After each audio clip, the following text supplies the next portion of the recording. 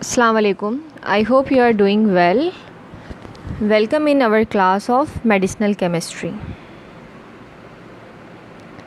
So, the topic of today is sulfonamides.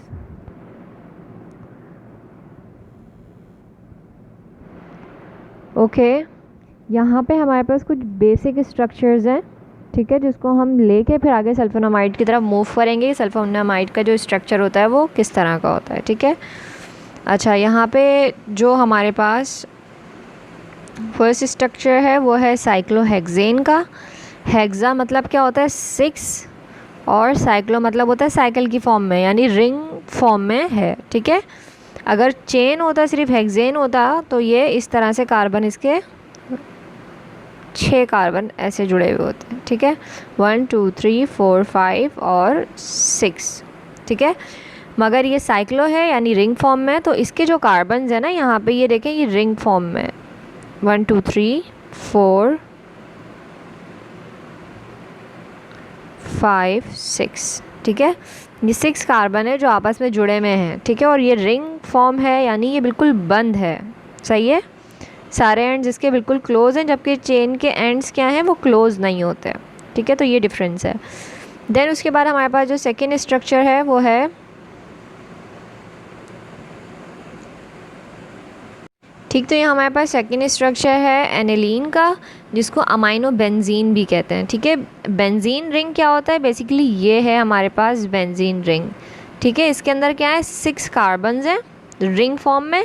उसके अलावा दूसरी चीज़ क्या पहचान है बेंजीन की, इसका स्ट्रक्चर, एरोमेटिक स्ट्रक्चर, ठीक है। यहाँ पे देखिए double bonds, alternative double bonds इसमें मौजूद हैं। अमाइनो क्यों कह रहे हैं इसको, क्योंकि यहाँ पे NH2 लगा हुआ है ऊपर, N और 2 H हैं, ठीक है। क्या लगा हुआ है NH2, ठीक है। ये ग्रुप जो है हमारे पास है NH2 का ग्रुप है, ठीक है। इसी वजह से इसको अमाइनो बेंजीन कह रहे हैं कि बेंजीन के साथ अमाइनो ग्रुप अटैच है। उसके अलावा इसी स्ट्रक्चर को हम एनिलीन भी कहते हैं, ठीक। देन हम मूव कर रहे हैं अपने नेक्स्ट स्ट्रक्चर की तरफ। जैसे कि मैंने बताया था ऊपर बेंजीन रिंग का, यहाँ पे बेंजीन रिंग को ओपन करके दिखाया हुआ है कि इसके अंदर 6 कार्बन्स हैं, 1 2 3 4 5 6 कार्बन है, ठीक है। कार्बन को कितने बॉन्ड बनाने होते हैं, 4 बॉन्ड्स बनाने होते हैं, ठीक है। जो कि हम अपनी ऑर्गेनिक की क्लास में भी देख चुके हैं हाइब्रिडाइजेशन के टॉपिक के अंदर, कि किस तरह से कार्बन अपनी बॉन्डिंग को कंप्लीट करता है, ठीक है। तो यहाँ पे अगर हम नंबर 1 कार्बन की बात कर लेते हैं इसकी, तो इसने कितने बॉन्ड बनाए हुए हैं, यहाँ पे इसके 2 बॉन्ड्स हैं, इस जगह पे 1 और 2, यहाँ एक हाइड्रोजन के साथ 3, और यहाँ पे कार्बन कार्बन का एक बॉन्ड जो दूसरे कार्बन के साथ इसने बनाया हुआ है, एक ही हो गया 4, ठीक है। तो इस कार्बन के भी 4 बॉन्ड्स कंप्लीट हैं। दूसरे नंबर 2 कार्बन को देखते हैं, तो इसने एक हाइड्रोजन के साथ बॉन्ड बनाया हुआ है, एक इस कार्बन के साथ 2, और 2 ये रहे इसके यहाँ पे डबल बॉन्ड्स, तो ये भी क्या होगा 2 + 2 = 4। इसी तरह से कार्बन नंबर 3 के आप बॉन्ड्स काउंट करें, ऊपर है इसके डबल बॉन्ड, साइड में एक H के साथ 3 और दूसरा कार्बन कार्बन के साथ 4। इसी तरह कार्बन नंबर 4 के बॉन्ड्स, एक आपस में कार्बन कार्बन के साथ, एक कार्बन हाइड्रोजन के साथ, और 2 कार्बन कार्बन के आपस के बॉन्ड्स। तो इस तरह यहाँ पे भी इसके 4 बॉन्ड्स हैं। अब कार्बन नंबर 5 को देखते हैं, तो इसी तरह से इसने एक H के साथ बनाया हुआ है, 2 बॉन्ड्स कार्बन ने आपस में बनाए हुए हैं, 3 हो गए, और एक कार्बन कार्बन का बॉन्ड बना हुआ है, यानी टोटल इसके कितने कार्बन्स के बॉन्ड हो गए, इसके भी 4 हो गए, ठीक है। आप अगर बेंजीन रिंग का स्ट्रक्चर ओपन करके बनाएंगे तो इस तरह से बनेगा, और अगर आप क्लोज करके बना रहे होंगे तो हम हाइड्रोजन्स को शो नहीं करते, फिर हम डायरेक्ट ऐसा स्ट्रक्चर बना सकते हैं, ठीक है। नेक्स्ट हम मूव करते हैं अपनी नेक्स्ट स्लाइड पे। So here is another structure which is the structure of the sulphanilamide group. अच्छा, इसमें क्या है, सल्फानिलामाइड ग्रुप के अंदर जो मेन ग्रुप्स हैं वो कौन कौन से हैं। एक है हमारे पास पैरा अमाइनो ग्रुप, दूसरा है एरोमेटिक रिंग, तीसरा है जो हमारे पास ये नाइट्रोजन है ना, इस पर क्या है सब्स्टिट्यूशन हुई हुई है, एक सब्स्टिट्यूशन ग्रुप है, N1 सब्स्टिट्यूशन ग्रुप, ठीक है। अब हम अगर बात करें कि पैरा, ये जो P है इसको हम पढ़ रहे हैं पैरा, ठीक है, पैरा अमाइनो ग्रुप, ये पैरा क्या होता है, ठीक। तो अगर मैं यहाँ पे स्ट्रक्चर बनाऊँ,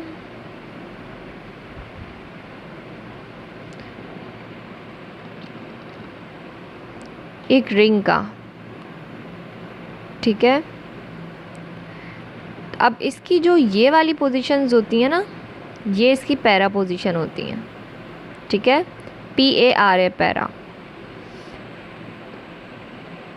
देन उसके बाद जो इसकी ये वाली पोजीशंस होती हैं, ये होती हैं मेटा, ठीक है। और ये वाली पोजीशंस जो होती हैं, ये होती हैं इसकी ऑर्थो, ठीक है, ये इधर सामने वाली। अच्छा, ये तो मैंने आपको बिल्कुल ही एक जर्नल सा सिंप्लीफाइड करके स्ट्रक्चर बता दिया, ठीक। अगर मैं इसको यहाँ से नंबरिंग दूँ, ये 1 है, यहाँ पे ये 2, ये 3, ये 4 पॉइंट, इसका 4 कार्बन हो गया, यहाँ पे 5 और यहाँ पे 6। तो अगर हम देखें पैरा ग्रुप कौन कौन से होंगे, कौन सी पोजीशन है पैरा की, पैरा की पोजीशन है हमारे पास 1 और 4, ठीक है, यूँ सामने से बताया ना मैंने। ऑर्थो की पोजीशन क्या है हमारे पास, ऑर्थो की है 2 और 6। मेटा की पोजीशन क्या है, 3 एंड 5। अच्छा, अब ये पोजीशन को हम नंबर किसके अकॉर्डिंग देते हैं, बेसिकली जो हम नंबर दे रहे होंगे ना, वो अपने जो भी ग्रुप उसके साथ लगा होगा उसके अकॉर्डिंग दे रहे होंगे। यहाँ मैं अब इसको साइड में करके आपको समझाती हूँ। हमने यहाँ पे बोला कि ये है पैरा अमाइनो ग्रुप। हम इसको पैरा आप क्यों बोल रहे हैं, क्यों बोल रहे हैं पैरा, हम इसको इसलिए पैरा बोल रहे हैं क्योंकि अगर आप इसके सामने देखें, यहाँ पे इसके फर्स्ट ग्रुप है, एक ग्रुप अटैच हुआ हुआ है, बिल्कुल उसके जहाँ पे हमारे पास ग्रुप अटैच होता है ना, वहाँ से हम नंबर देना शुरू करते हैं उसको। तो ये हो गया 1 2 3 और 4। तो यहाँ पे जो नाइट्रोजन का ग्रुप है ना, वो 4 पोजीशन पे अटैच हुआ हुआ है। जैसे हमने यहाँ बात करी कि पैरा के कौन सी पोजीशन को कहेंगे, या तो 1 पे कोई ग्रुप लगा होगा या 4 पे, तो वो जो है हमारे पास कंपाउंड पैरा कहलाता है। तो अब जब हमने देखा ये हमारे पास ये फंक्शनल ग्रुप है, ठीक है, ये फंक्शनल ग्रुप है, इसके अकॉर्डिंग हमने नंबर देना शुरू करे 1 2 3 और 4। तो चौथे नंबर पे कौन सा ग्रुप लगा हुआ है हमारे पास, अमाइनो ग्रुप लगा हुआ है। चौथे नंबर वाले ग्रुप को हम पैरा ग्रुप बोलते हैं, इसीलिए इसका नाम हुआ पैरा अमाइनो ग्रुप, ठीक है। अगर हमारे पास दूसरे या छठे नंबर पे लगा हुआ होता तो फिर वो कहलाता ऑर्थो अमाइनो ग्रुप। अगर तीसरे या पाँचवें नंबर पे कोई ग्रुप लगा हुआ होता तो कहलाता वो मेटा अमाइनो ग्रुप, ठीक है। अमाइनो ग्रुप होता तो अमाइनो जो भी होता है ग्रुप, उसके अकॉर्डिंग हम उसको नाम दे देते हैं। बस यहाँ मेरा मकसद था आपको पोजीशन समझाने का कि कौन सी पोजीशन कौन से नंबर पे होती है, ठीक। तो यहाँ हमारे पास इसका बेसिक स्ट्रक्चर है किसका, सल्फानिलामाइड ग्रुप्स का, ठीक। ओके, अब हम सल्फानिलामाइड के स्ट्रक्चर को थोड़ा डिस्कस करते हैं। पहला हमारे पास ग्रुप था पैरा अमाइनो ग्रुप, जो हमने डिटेल में देख लिया कि पैरा अमाइनो ग्रुप होता क्या है, ठीक है। देन हमारे पास है एरोमेटिक रिंग। एरोमेटिक रिंग वही बेंजीन रिंग को कह रहे हैं, ठीक है। 6 कार्बन का रिंग है और उसमें ऑल्टरनेटिव डबल बॉन्ड्स हैं, बेंजीन रिंग को हम एरोमेटिक रिंग भी कहते हैं। अच्छा, उसके अलावा हमारे पास क्या है, सब्स्टिट्यूशन हुई हुई है, ठीक है। 1 बाय 1 अब हम इसको देखते हैं।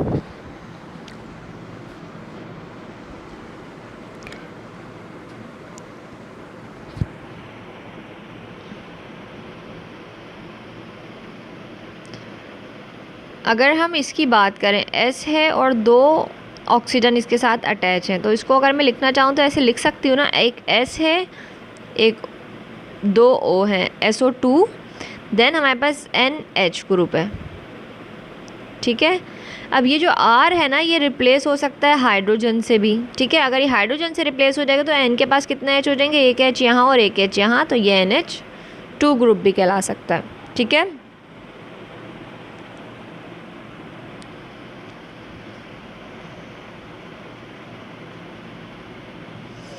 उसके बाद हमारे पास जो हमने ये स्ट्रक्चर बनाया ना सल्फानिलामाइड का, तो सल्फानिलामाइड का जो स्ट्रक्चर था वो हमारे पास इस स्ट्रक्चर से निकल के आया है, ठीक है।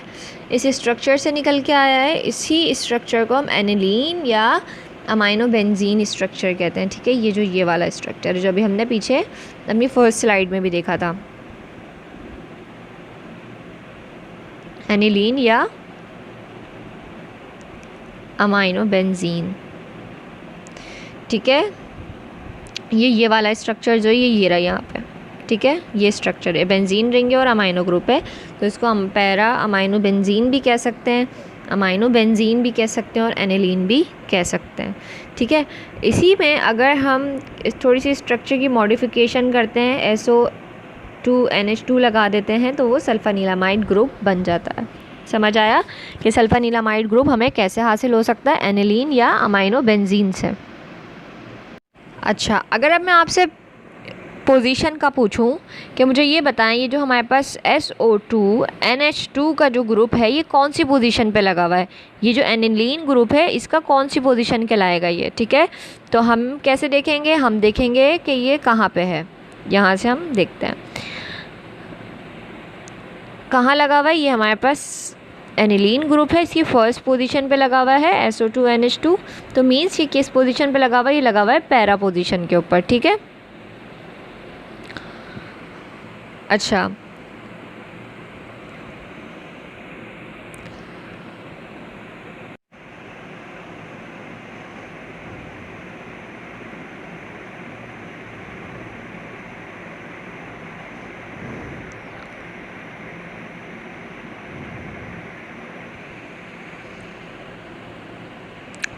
अच्छा, अब एनिलीन से मैंने बताया कि हमें सल्फानीलामाइड कैसे मिलता है, वो ऐसे मिलता है जब एनिलीन के अंदर क्लोरोसल्फोनेशन होती है ना, ठीक है, तो हमें क्या मिलता है, सल्फानीलामाइड ग्रुप मिल जाता है।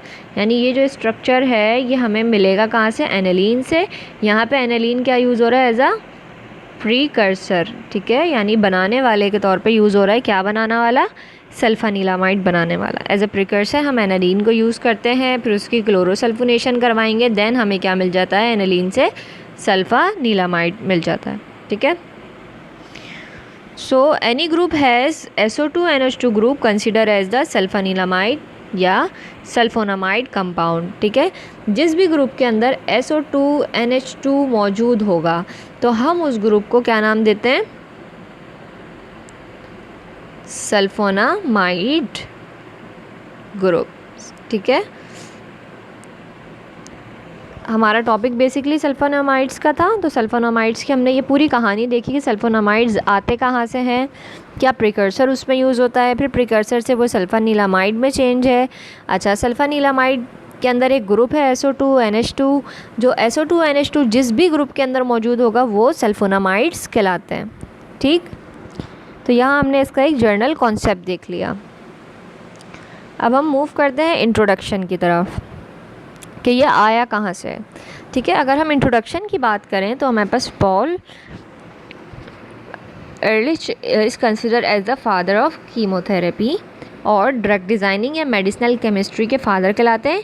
ही हैज़ डिस्कवर्ड द सेल्वर्सन, क्या डिस्कवर्ड किया उन्होंने, सेल्वर्सन डिस्कवर्ड किया। सेल्वर्सन बेसिकली क्या था, एक एंटीसेफेलाइटिक ड्रग थी। कब डिस्कवर किया, 1908 में, ठीक है।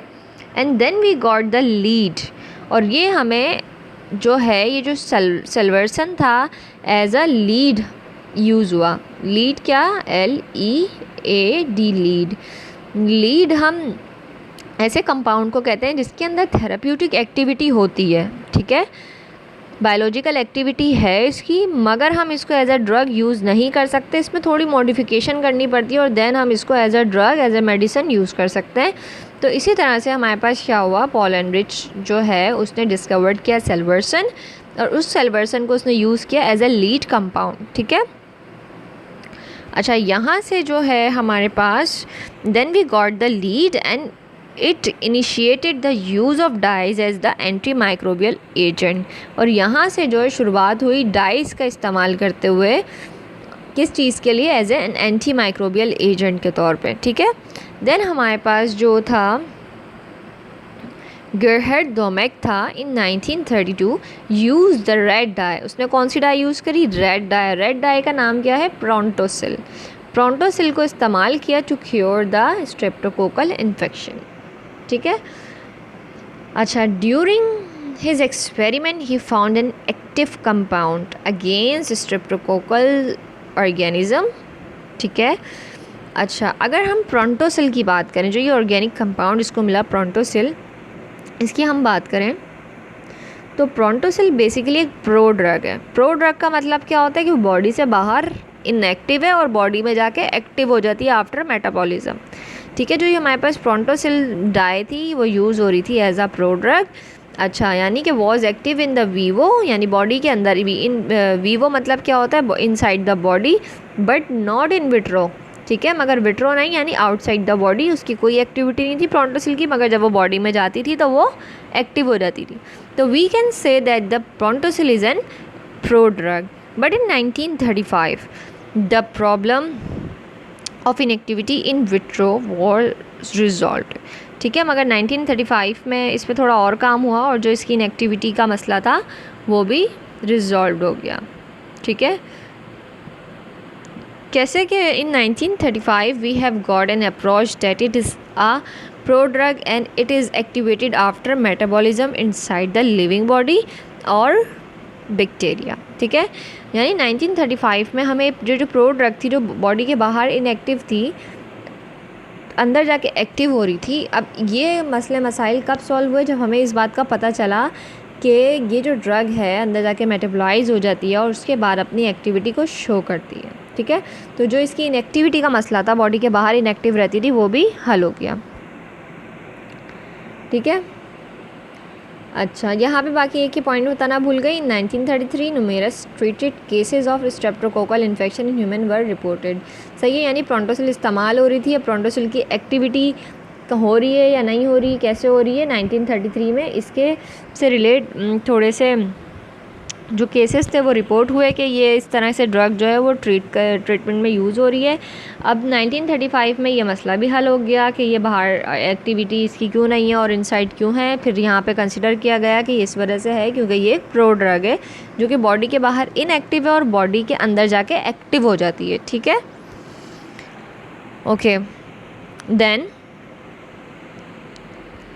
अब वो बॉडी के अंदर किसी की भी जाए, या इंसान की जाए या बैक्टीरिया की जाए। ठीक है, अब इन 1937 सल्फानिलामाइड active compound was isolated from the blood and urine of patients who were being treated with Prontosil। ठीक है, अब 1937 में थोड़ी सी और जिद्दत आई, थोड़ा पता चला कि जो पेशेंट्स थे जिन्होंने प्रोटोसिल से ट्रीटमेंट लिया था उनके ब्लड और यूरिन के सैंपल लिए गए। ठीक है, उनके सैंपल्स के अंदर से क्या मिला, सल्फानिलामाइड मिला। अब बात ये थी कि लोगों ने तो प्रोटोसिल यूज़ करी पेशेंट्स ने, और यूरिन के अंदर ब्लड के अंदर आया सल्फानिलामाइड, तो ये क्या चीज़ है।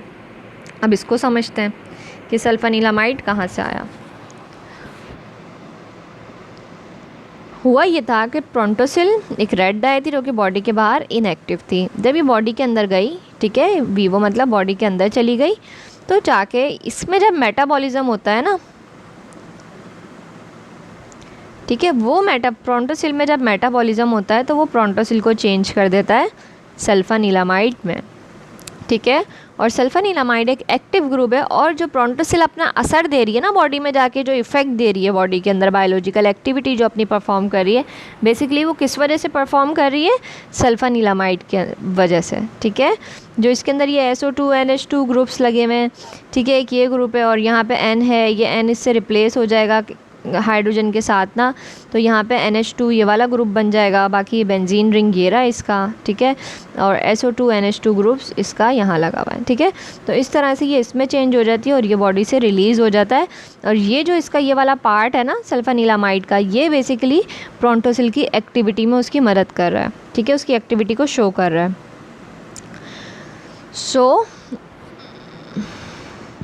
अब हम आ गए हैं अपने कंपाउंड की तरफ, सल्फोनामाइड की तरफ, जिसको हम पढ़ रहे थे, जो हमारा टॉपिक था।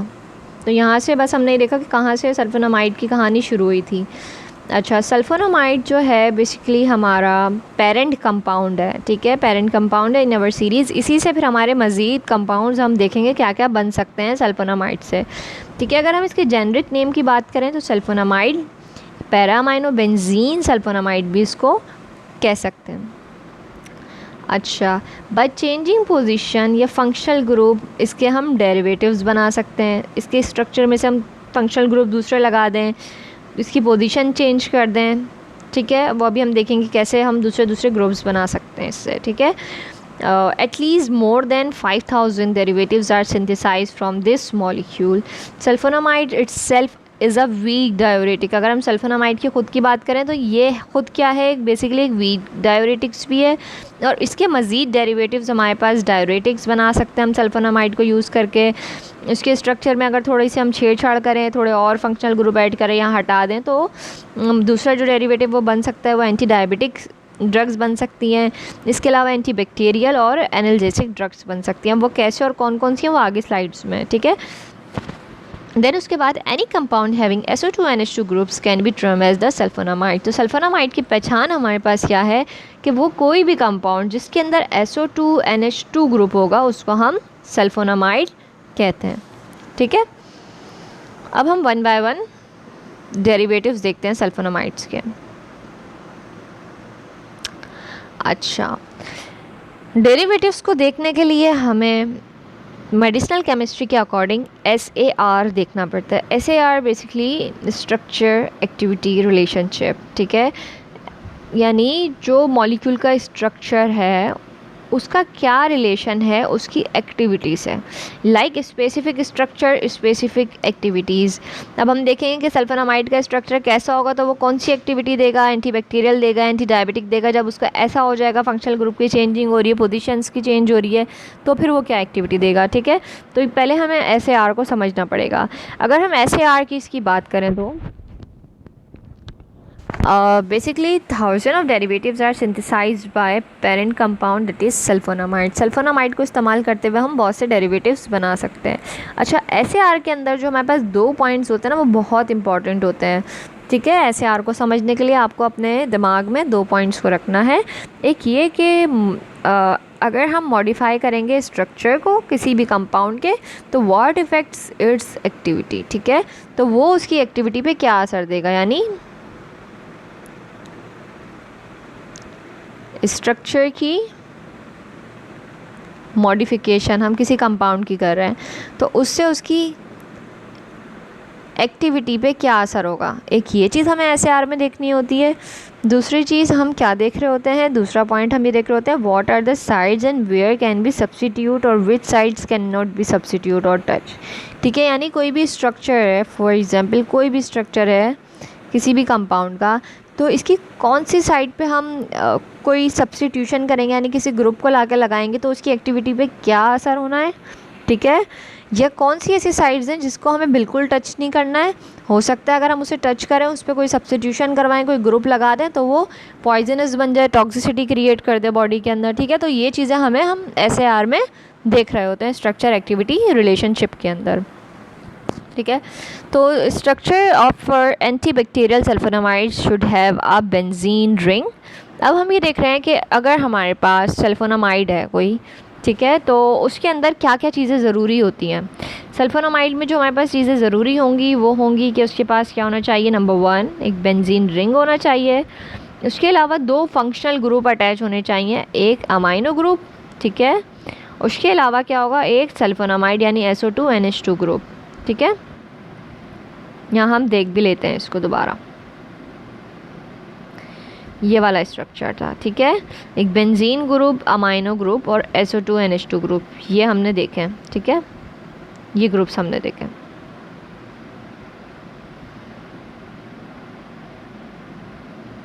ठीक। तो ये तो आपको बहुत अच्छे से अपने दिमाग में फिट कर लेना है कि ये चीज़ें इसमें होनी चाहिए। उसके अलावा क्या है हमारे पास, the other 4 position should be unsubstituted. उसके अलावा की जो पोजीशन है वो हमारे पास 4th पोजीशन अनसब्स्टिट्यूटेड होनी चाहिए सल्फोनामाइड की। A free amino group is prerequisite at the para position of for anti bacterial activity, ठीक है। ये जो हमारे पास एक अमाइनो ग्रुप है ना, सॉरी ये वाला, ठीक है, ये हमारे पास पैरा पोजीशन पे, ठीक है, राइट 4th पोजीशन पे ना 1 और 4 पैरा पोजीशन होती हैं। तो जो पैरा पोजीशन पे हमारे पास अमाइनो ग्रुप है ये फ्री होना चाहिए, ठीक है।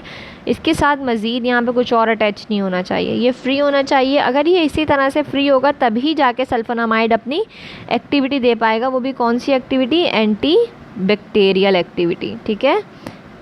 तो एंटी बैक्टीरियल एक्टिविटी के लिए सल्फोनामाइड के अंदर ये NH2 ग्रुप जो है हमारे पास ये खाली होना चाहिए, इसके साथ यहाँ पे मज़ीद कुछ नहीं लगना चाहिए। ये यहाँ से अटैच है तो है, बाकी यहाँ कुछ अटैच ना हो।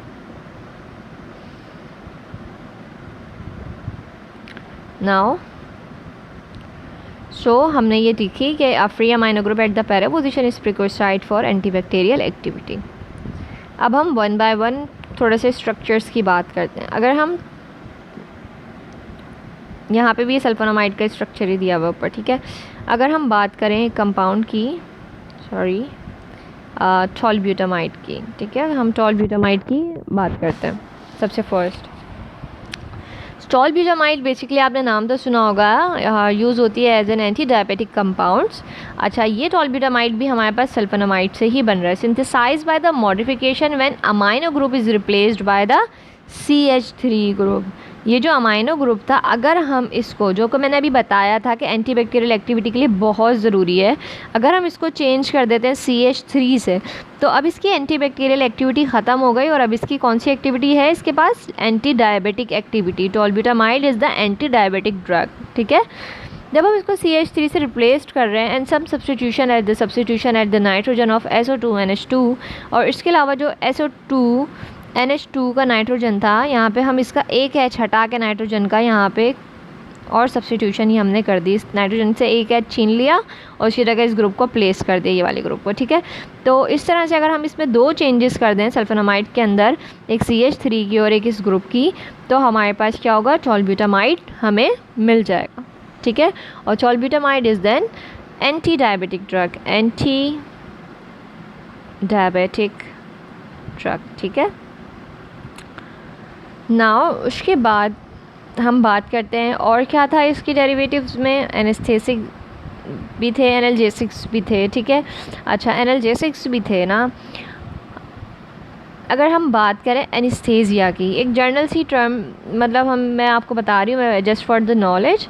एनेस्थेटिक्स जो होते हैं, जो एनेस्थेसिया में यूज़ हो रहे होते हैं, ठीक है, बेहोशी वगैरह के लिए, और ऑल्सो द एनाल्जेसिक, दो टर्म यूज़ कर रही हूँ मैं, एनेस्थेटिक और एनाल्जेसिक, ठीक है। जो बेसिकली जो एनेस्थेटिक होते हैं ना, जो बेहोशी वगैरह के लिए हम यूज़ करेंगे, यही जो है वो क्या है? एनाल्जेसिक भी होते हैं, मगर ट्रू एनाल्जेसिक नहीं होते, नॉट द ट्रू एनाल्जेसिक।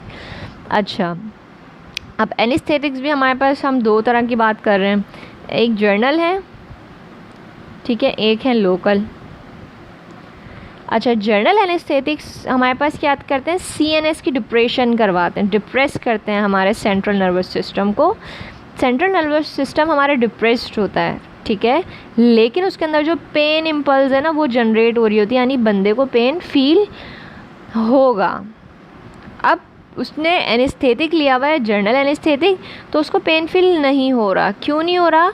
क्योंकि उसका CNS जो है वो डिप्रेस था, वो कोई इफ़ेक्ट नहीं दे रहा। पेन की जो इम्पल्स है वो तो दिमाग में बन रही है कि हाँ इसको पेन हो रहा है, वो जनरेट हो रही है, मगर उसे फील क्यों नहीं हो रहा? क्योंकि उसका जो CNS सिस्टम होता है वो डिप्रेस्ड हुआ हुआ होता है।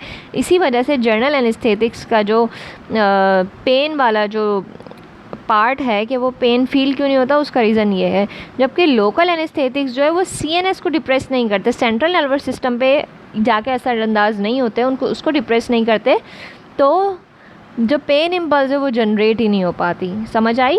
यानी जर्नल एनेस्थेटिक अगर हमने किसी पेशेंट को दिया है तो उसका जो CNS सिस्टम है उसमें पेन इम्पल्स बन रही है, ठीक है, और लोकल के अंदर पेन इम्पल्स ही नहीं बनती। समझ आई? ये इसमें डिफरेंस है। अगर इसमें फिर भी कोई कन्फ्यूजन हो तो फिर आप मुझसे पूछ लीजिएगा दोबारा ना। अच्छा, अब हम बात करते हैं एनाल्जेसिक्स की। एनाल्जेसिक्स कंपाउंड्स जो होते हैं ना, वो इनहिबिट करते हैं परसेप्शन ऑफ पेन, यानी impulse of pain is not generated. जो पेन की इम्पल्स है वो बनने ही नहीं देते, इस वजह से पेन फील ही नहीं होता, ठीक है। ओके, अच्छा, मैं इसको थोड़ा रिमूव कर देती हूँ ताकि थोड़ी हमारे पास जगह बन जाए ना, क्लियर हो जाए। Just wait.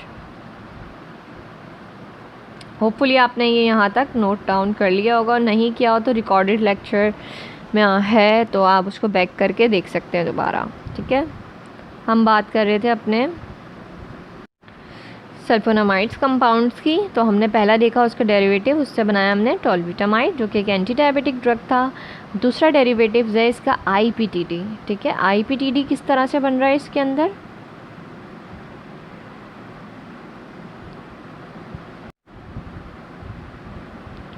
ठीक है, IPTD कैसे बन रहा है, IPTD को हम देख लेते हैं। अच्छा, IPTD बेसिकली कंपाउंड है जो हम यूज़ करते हैं to treat the typhoid but cause deaths in 1940 due to the hypoglycemic condition. ठीक है, पेशेंट्स के अंदर हाइपोग्लाइसेमिक कंडीशन कॉज करी IPTD ने, और उसकी वजह से क्या हुआ, हाइपोग्लाइसीमिया यानी ब्लड शुगर उनकी लो कर दी, तो उसकी वजह से पेशेंट्स की डेथ हो गई 1940 में। तो इस वजह से ये जो कंपाउंड है, so it is found that this compound which is used for the antibacterial activity, IPTD को हम as an anti bacterial activity की यूज़ कर रहे थे। It is also has the anti diabetic activity. तो यहाँ से पता चला कि जो IPTD है इसका डायबिटीज़ पे भी असर हो सकता है क्योंकि ये ग्लूकोज लेवल को कम कर रहा था। So it is use as the lead. ठीक है, दोबारा मैंने टर्म यूज़ करी है लीड की, तो अब ये हमारे पास एक लीड की तरह यूज़ होगी कि हम इसमें मॉडिफिकेशन करके इससे एंटी डायबिटिक ड्रग बनाएंगे। सही है, तो IPTD जो था कंपाउंड, इससे हमने दो चीज़ें जो है वो करी। ठीक है, IPTD को हमने कन्वर्ट करके एक बनाया कार्ब्यूटामाइड। ठीक है सॉरी, और दूसरा जो है हमने इससे बनाएंगे हम दूसरा कंपाउंड जो होगा वो होगा कार्बीटामाइड। ये ब्यूटा है और एक है कार्बीटामाइड, BETA, बीटामाइड। ठीक है, कार्बीटामाइड। अच्छा, जो हमारे पास कार्ब्यूटामाइड था, इसके अंदर अगर हम कार्ब्यूटामाइड को देखें यहाँ पे, ठीक है, कार्ब्यूटामाइड को देखें तो अभी भी इसके अंदर हमारे पास एक चीज़ हमें नज़र आ रही है। व्हाट थिंग, आप अगर देख रहे हो तो NH2 ग्रुप इसके अंदर अभी भी मौजूद है। ठीक है, इसकी ये वाला, ठीक है, ये NH2 ग्रुप इसमें अभी भी मौजूद है। मीन्स कि it has anti bacterial activity. मैंने बताया था ना यहाँ पे अभी कि ये जो पैरा अमाइनो ग्रुप लगा हुआ है NH2 ग्रुप, ये एंटी बैक्टीरियल एक्टिविटी शो करवाता है। तो यानी ये कार्ब्यूटामाइड जो हमारे पास है इसके अंदर अभी भी एंटी बैक्टीरियल एक्टिविटी है। Although the anti diabetic activity जो है उसकी इससे ज़्यादा है एंटी बैक्टीरियल एक्टिविटी की। क्यों? क्योंकि इसमें स्ट्रक्चर की मॉडिफिकेशन करी है हमने। IPTD जो था वो एंटी डायबिटिक के अंदर भी यूज़ कर रहे थे हम, उसी की हमने मॉडिफिकेशन करके कार्ब्यूटामाइड बनाया। कार्ब्यूटामाइड के अंदर NH2 ग्रुप है, तो मतलब कि इसके अंदर एंटी बैक्टीरियल एक्टिविटी भी होगी, मगर उतनी ज़्यादा नहीं होगी जितनी इसके अंदर एंटी डायबिटिक एक्टिविटी होगी। ओके, ठीक, तो हमने यहाँ पे क्या देखा, टॉल्ब्यूटामाइड का देखा था। टॉल्ब्यूटामाइड के अंदर अच्छा एक चीज़ और बता दूँ मैं, यहाँ पे ये वाला जो ग्रुप है ना, ये, ठीक है, ये वाला बेसिकली ग्रुप जो है हमारे पास यूरिया कहलाता है ना। ठीक है, अच्छा, तो हम इसको जो है टॉल्ब्यूटामाइड को हम एक और चीज़ का डेरिवेटिव कह सकते हैं, किसका, सल्फोनाइल यूरिया का। ठीक है, सल्फोनाइल यूरिया का डेरिवेटिव भी कह सकते हैं, किसको, टॉल्ब्यूटामाइड को।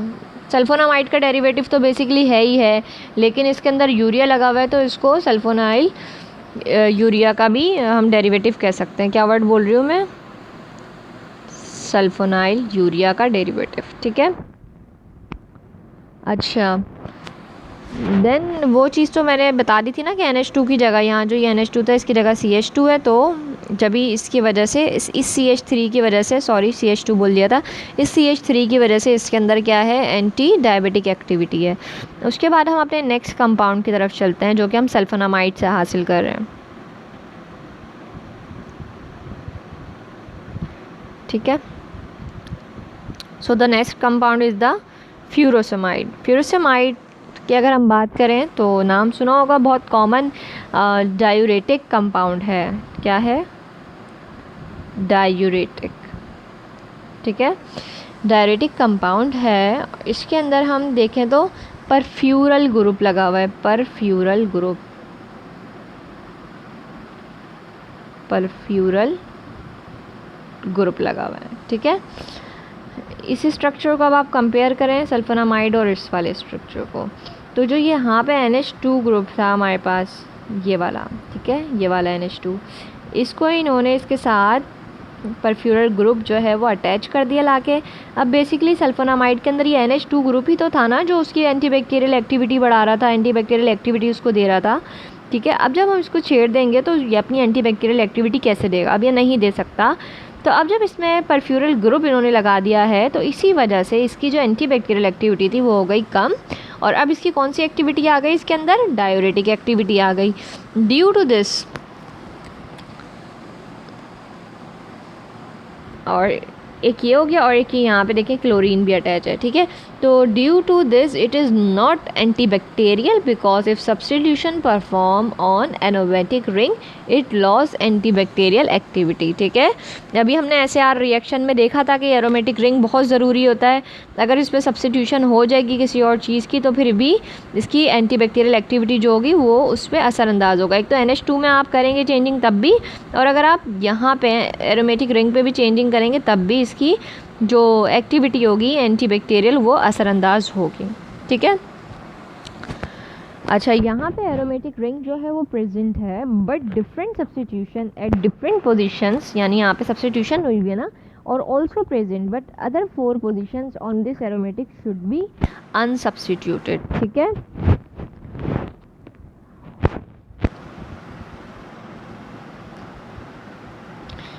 सही है। तो एंटीबैक्टीरियल एक्टिविटी के लिए जो इसकी 4 पोजीशंस थी ना, यहाँ की 1 2 3 4, 2 पे तो अटैचमेंट्स थी, यहाँ बाकी यहाँ और यहाँ, ये 4, यहाँ पे कोई सब्स्टिट्यूशन नहीं होनी चाहिए। अगर यहाँ सब्स्टिट्यूशन कर दी तब भी उसकी सल्फोनामाइड की एंटीबैक्टीरियल एक्टिविटी पे असरअंदाज होगा, ठीक है। यहाँ पे सब्स्टिट्यूशन हुई हुई थी फ्यूरोसामाइड में, यहाँ पे भी हुई हुई थी, तो इसी वजह से फ्यूरोसामाइड जो है वो डायरेटिक है, तो इस सल्फोनामाइड से हमने फ्यूरोसामाइड बना लिया इसकी एक्टिविटी को चेंज करके। अगर हम एक्टिविटी चेंज नहीं करते तो फिर ये एंटीबायोटिक ही रहती, ठीक है। उसी के तौर पे यूज़ हो रही होती सल्फोनामाइड, एंटीबायोटिक कह रही हूँ सॉरी, सल्फोनामाइड जो है हमारे पास बैक्टीरियल के अगेंस्ट ही यूज़ हो रही होती है, बैक्टीरियाज के, ठीक। देन उसके बाद हमने ये देखा कि also from this parent compound हमारे पास ये वाला था सल्फेनिलमाइड, ठीक है। हमने क्या करा, थायोजाइड्स, और ये फ्यूरोसामाइड तो हमें मिल रहा है, थायोजाइड, हाइड्रोथायोजाइड, लूप डायूरेटिक्स भी हमें मिलते हैं। कैसे मिल रहे होते हैं, जो हम चेंज कर रहे होते हैं ना, फंक्शनल ग्रुप की हम चेंजिंग कर रहे हैं, ठीक है। यहाँ हमने क्लोरीन ग्रुप ला के लगा दिया है, ठीक है। इसी तरह से हमने दूसरा फंक्शनल ग्रुप परफ्यूरल ग्रुप हमने यहाँ पे लगा दिया। तो ये सब जो चेंजिंग्स हैं इसी की मदद से हम दूसरे कंपाउंड्स हासिल कर रहे होते हैं। बेसिकली मेडिसिनल केमिस्ट्री है ही ये, ठीक है, कि हम किस तरह से कंपाउंड्स डिफरेंट हासिल कर रहे होते हैं, एक कंपाउंड एक स्ट्रक्चर को चेंज कर करके। अच्छा, अब मगर फंक्शनल ग्रुप की तो चेंजिंग होगी, लेकिन इम्पॉर्टेंट चीज़ क्या है कि सबके अंदर SO2 NH2 ग्रुप होगा। चाहे आप कोई से भी डायूरेटिक की बात करें, फ्यूरोसामाइड की बात करें, थायाजाइड की बात करें, हाइड्रोथायराइड की बात करें, लूप डायूरेटिक्स की बात करें, सिर्फ और सिर्फ क्या होगा, इसका जो एक NH2 का जो ये H है ना, ये रिप्लेस हो सकता है किसी दूसरे चीज़ के साथ, फंक्शनल ग्रुप के साथ। मगर फिर भी जो इसकी जो एक्टिविटी है ना SO2 NH2 जो अपना काम असरअंदाज करता है वो तो वो फिर भी करेगा। अगर आप एक H इस यहाँ से इसका रिप्लेस भी करवा दें किसी और के साथ तब भी ये अपना वो इफ़ेक्ट देगा जो इसका इफ़ेक्ट इसको देना है, ठीक है। उसके बाद नेक्स्ट पे चलते हैं। नेक्स्ट है हमारे पास, इसको हम अभी बाद में डिस्कस करते हैं, पहले हम दूसरा देखते हैं, ठीक है। नेक्स्ट हमारे पास है सक्सिनाइल सल्फाथायाजोल, ठीक है। सक्सिनाइल सल्फाथायाजोल बेसिकली सक्सिनाइल सॉल्ट है सल्फाथायाजोल का। अच्छा, ये सक्सिनाइल सल्फाथायाजोल बेसिकली हमारे पास प्रो ड्रग है, यानी ये बॉडी से बाहर क्या होगा, इनएक्टिव होगा और बॉडी के अंदर जाके एक्टिव हो जाएगा। यहाँ पे जो इसका ये वाला ग्रुप है ना, एक सेकेंड, ये वाला, ठीक है, ये जो ये ग्रुप है, ठीक है, ये वाला जो इसका ग्रुप है ये बेसिकली हमारे पास क्या है, सक्सिनिक एसिड, सक्सिनिक एसिड है, ठीक है। अच्छा, इसका जो 1H है NH2 का, 2 NH2 थे ना यहाँ पे, अगर हम यहाँ पे देखें सल्फानिलामाइड के अंदर। तो ये देखें यहाँ पे 2 NH, N के साथ 2 H थे, ठीक है। यहाँ पे हमने क्या किया, सक्सिनाइल सल्फाथायाजोल के अंदर एक H को रिप्लेस करवा दिया सक्सिनिक एसिड के साथ, सक्सिनिक एसिड ला के लगा दिया, H को हटा दिया, ठीक है। आफ्टर इन वीवो, अब जब ये सक्सिनाइल सल्फाथायाजोल बॉडी के अंदर जाता है ना, तो इसका जो सक्सिनिक एसिड है ये बॉडी के अंदर जाने के बाद दोबारा से क्या करता है, ये हट जाएगा इस जगह से और दोबारा से इसके साथ आके यहाँ पे H लग जाएगा, ठीक है। यहाँ H लग जाएगा और ये फिर से NH जो है क्या बन जाएगा, NH2 बन जाएगा, एक और H लग जाएगा। तो ठीक है, पहले ये एक था NH, जब इसके साथ एक और H आके मिला तो ये क्या बन गया, NH2, ठीक है। मैं पूरी कोशिश करती हूँ कि बच्चों की तरह बिल्कुल बेसिक से पढ़ाऊँ ताकि आपको चीज़ें गेट कर रहे हो और समझ आ रही हो, ठीक है। और जो एक्टिव मॉलिक्यूल था हमारे पास सल्फाथायाजोल, वो क्या हुआ, जनरेट हो गया, ठीक है। बेसिकली सल्फाथायाजोल ही अपनी एक्टिविटी देगा, ये सक्सिनाइल सल्फाथायाजोल कोई एक्टिविटी नहीं देगा जब तक इसके साथ सक्सिनाइल ग्रुप लगा हुआ है, ठीक है। मगर लगाने का मकसद ये होता है इस तरह के ग्रुप्स के हमें इनकी एक्टिविटी प्रोड्यूस करवानी होती फॉर दिस स्पेसिफिक साइट, ठीक है। इस वजह से स्पेसिफिक पर्पस की वजह से हम इसमें ये सब चीज़ें सॉल्ट वगैरह ऐड करते हैं ताकि बॉडी में रिच हो, जब ये बॉडी में जाए और फिर ये मेटाबोलाइज होके सल्फाथायाजोल के अंदर चेंज हो जाएगा, सिर्फ सल्फाथायाजोल रह जाएगा और फिर ये जाके जो है सल्फाथायाजोल अपना देगा। यानी अगर ही इसके साथ सॉल्ट अटैच है ना तो सल्फाथायाजोल कोई इफ़ेक्ट नहीं दे सकता बॉडी पे। जब ये सॉल्ट हट जाएगा, रिमूव हो जाएगा, मेटाबोलाइज हो जाएगा, देन ही इसका जो है ड्रग का इफ़ेक्ट आएगा बॉडी के ऊपर। उसके बाद हमारे पास दूसरी ड्रग है, ये भी सॉल्ट फॉर्म है, सही है। अच्छा, थैलाइल सल्फाथायाजोल, इसके अंदर भी हमारे पास क्या लगा हुआ है, ये जो हमारे पास ग्रुप लगा हुआ है ना यहाँ, ठीक है। बेसिकली ये हमारे पास थैलिक एसिड लगा हुआ है, ठीक है, थैलिक एसिड लगा हुआ है, एक सेकेंड, ठीक है। इसी तरह से जैसे यहाँ पे सक्सिनाइल सल्फाथायाजोल में सक्सिनाइल हट गया था, इसी तरह से यहाँ से जो है ये थैलिक एसिड हट जाएगा और ये जो हमारे पास NH2 था, सॉरी NH था, यहाँ से ये थैलिक एसिड हटेगा। तो एक सेकंड में इसको सही से बता देती हूँ कि बेसिकली ये ग्रुप है हमारे पास जो है हटेगा और ये जो N है ना इसके साथ ये H है, एक H है, तो फिर ये एक और H जो है अपने साथ लेगा, क्योंकि नाइट्रोजन जो है वो 3 बॉन्ड्स बनाता है ना, एक बॉन्ड इसने तो यहाँ बनाया हुआ है, एक इस H के साथ बनाया हुआ है, अभी एक और बॉन्ड बनाएगा, ठीक है, ताकि इसके 3 बॉन्ड जो है वो कंप्लीट हो जाए, ठीक है। तो फिर ये अकेला नहीं रह सकता, इसी वजह से जब ये ग्रुप हटेगा, इसकी जगह खाली होगी तो तीसरा बॉन्ड फटाफट से एक हाइड्रोजन के साथ बना लेगा और जो है अपना इफ़ेक्ट देगा, ठीक है। जिस तरह से सल्फाथायाजोल एक्टिव था, यहाँ पे भी सल्फाथायाजोल जो है वो एक्टिव हो जाएगा, ठीक है। देन हमारे पास जो मैंने स्किप करे थे वो 2 ये वाले थे, ठीक है, प्रोडक्ट। अच्छा, यहाँ पे हमारे पास है वेल्डिकॉक्सिब और सेलिकॉक्सिब। इन 2 की अगर हम बात करें तो ये हैं क्या,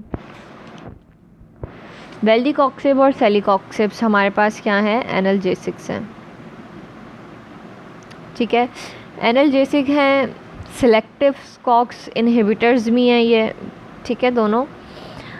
अच्छा, this compounds has SO2NH2 group है ना इसके अंदर, ये देखें SO2NH2 group, SO2NH2 group, 2 O NH2 और S, ठीक है। अच्छा, they include in sulfonamide compound. अब मैंने क्या बोला था in the very first start के, जिसके अंदर भी SO2NH2 ग्रुप होगा तो मतलब क्या कि वो सल्फोनामाइड कंपाउंड है, उसमें इंक्लूड हो रहे हैं, ठीक है। मगर ये सल्फानिलामाइड क्लास में नहीं आएंगे। क्यों नहीं आएंगे, क्योंकि इनके स्ट्रक्चर में क्या है, मॉडिफिकेशन हुई हुई है, ठीक है, दूसरे फंक्शनल ग्रुप्स जो हैं वो अटैच हैं, जिसकी वजह से ये अपनी एक्टिविटी दे रहे हैं। अब यहाँ पे बैक्टीरियल एक्टिविटी नहीं दे रहे, सॉरी एंटी बैक्टीरियल एक्टिविटी वगैरह नहीं दे रहे अपनी, ये क्या कौन सी एक्टिविटी देंगे, यहाँ पे एनाल्जेसिक एक्टिविटी देंगे, पेन को रिलीफ वगैरह में ये यूज़ होंगे। अच्छा, यानी when the structure change their mode of action is change, ठीक है। यानी जब हम सल्फोनामाइड, जब इतनी हमने पूरी कहानी देख ली ना, अब हमें समझ आया कि जब भी हम सल्फोनामाइड के स्ट्रक्चर में कुछ भी छेड़छाड़ कर रहे हैं, कुछ भी चेंजिंग लेके आ रहे हैं, तो उसका जो मैकेनिज्म ऑफ एक्शन है यानी मोड ऑफ एक्शन है वो चेंज हो रहा है। ठीक है। सो यहाँ हमने स्ट्रक्चर्स देख लिए।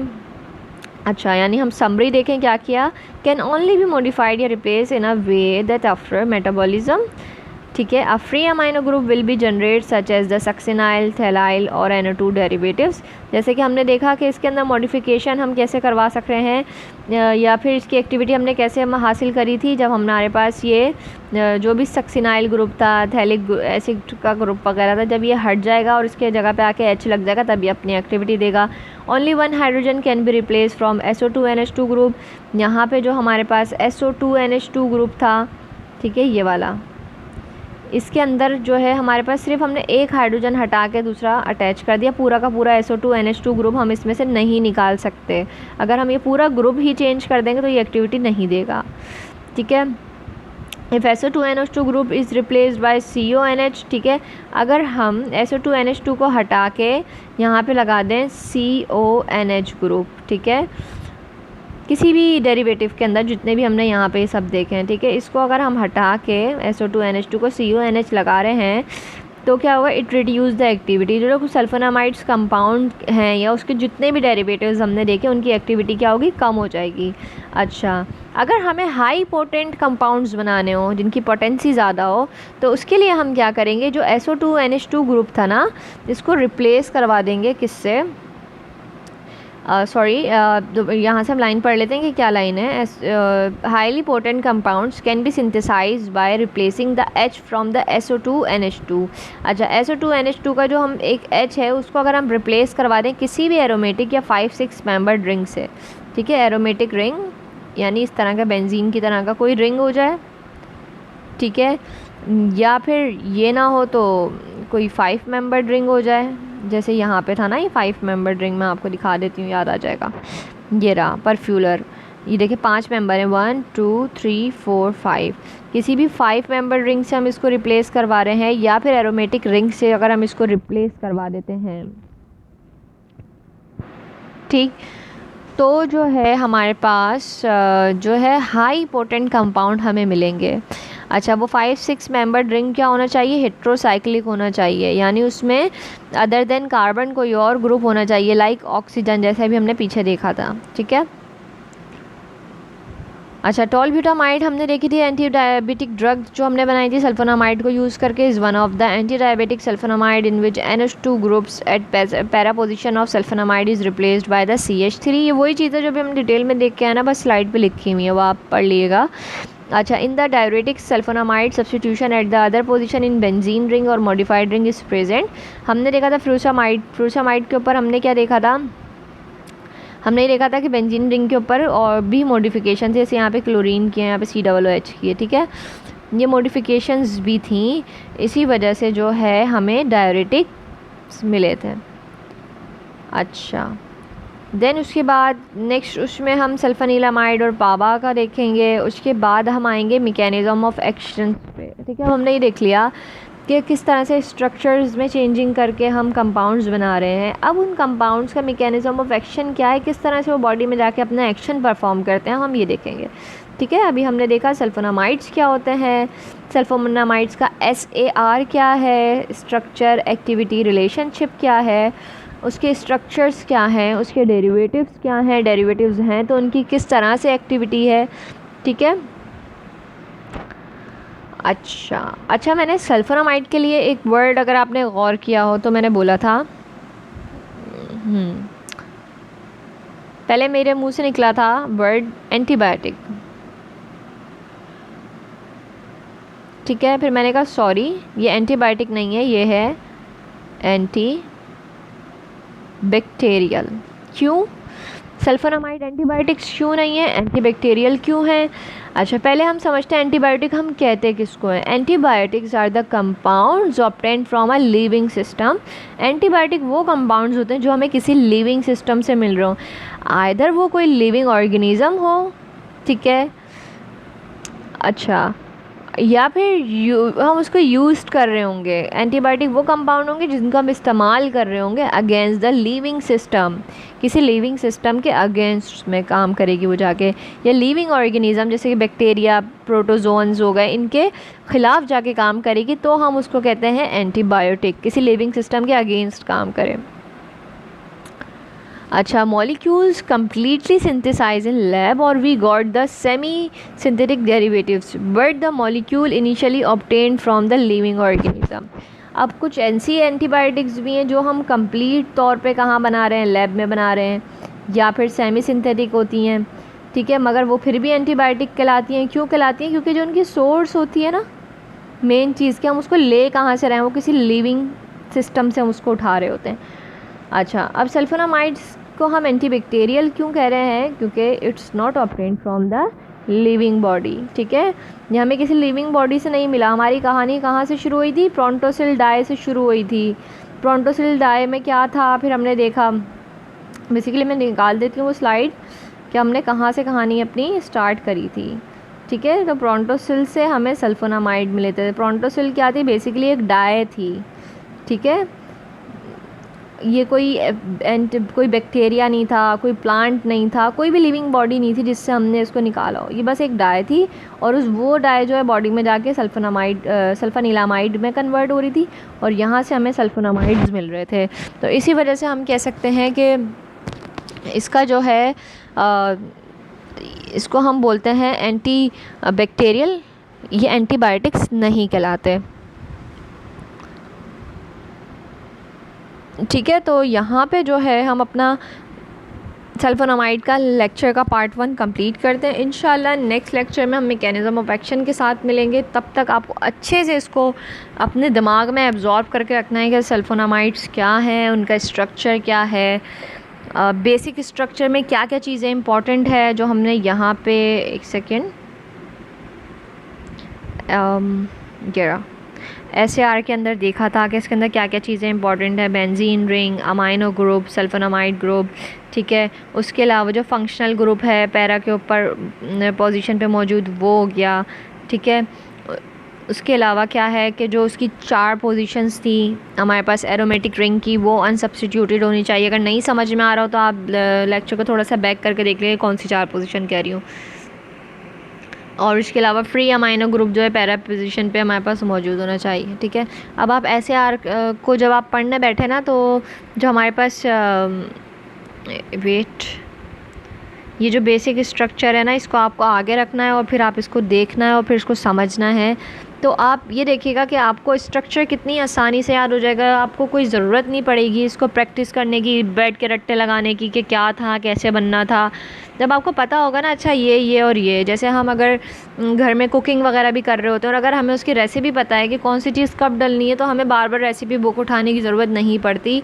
हम बस हमें पता होता है लाइक ये चीज़ है, इसको इस तरह से करना है, तो फिर उस प्रोसेस के बाद हमें नेक्स्ट ये चीज़ ऐड करनी है, फिर हमारा जाके खाना बनेगा। इसी तरह से अगर हम केमिस्ट्री को समझना चाहें ना, तो हम पहले ये देखें कि वो स्टार्ट कहाँ से हो रहा है। बेंजीन रिंग हमने सबसे पहले इसीलिए फर्स्ट स्लाइड में देखा कि what is the benzene ring, benzene ring होता क्या है, फिर उसमें कैसे एडिशंस होती हैं, इस तरह से, ठीक है। अच्छा सॉरी, थोड़ा सा वो कुकिंग की एग्जांपल इसलिए दे दी कि मोस्टली लड़कियां क्या आजकल लड़के भी कुकिंग के बारे में समहाउ जान रहे होते हैं चीज़ें, के स्टेप बाय स्टेप चीज़ें होती हैं, तभी जाके कोई चीज़ पाया तकमील तक पहुँचती है, कुछ प्रोडक्ट जो है फॉर्म्ड होती है। इसी तरह से केमिस्ट्री को भी आप जस्ट जर्नल लेके चलें, अपने ऊपर सवार मत करें। Chemistry is very easy and very interesting subject if you consider is from deeply, okay. Now take care yourself, till then we will meet in next lecture with the topic of the sulfonamides, same as the previous, but the new thing is that we will discuss the mechanism of action of sulfonamides, okay। इसमें बड़ी interesting सी हम एक चीज़ देखेंगे, पाबा, ठीक है। तो ज़रा अच्छे से समझ के पढ़ के बैठिएगा। इंशाल्लाह we will meet in the next lecture, till then take care yourself and Allah Hafiz।